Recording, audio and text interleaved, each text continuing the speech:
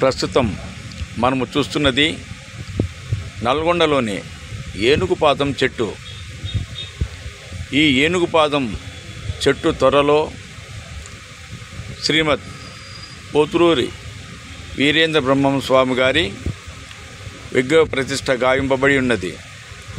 చాలామంది ఇదివరకు చూసి ఉండరు. ఈ వీడియోలో స్వామివారిని చెట్టు త్వరలో అమర్చి ఉండడం చూసి పునీతులు కాగలరు. ఇక్కడ బ్రహ్మం గారికి పూజా కార్యక్రమాలు నిత్యం జరుగుతుంటాయి. ఇది ఒక ఏనుగు పాదం లాంటి ఆకారంలో ఉంటుంది చెట్టు.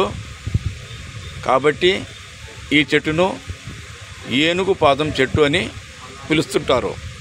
భక్తులు చాలామంది ఇక్కడికి వచ్చి పూజలు నిర్వహిస్తుంటారు.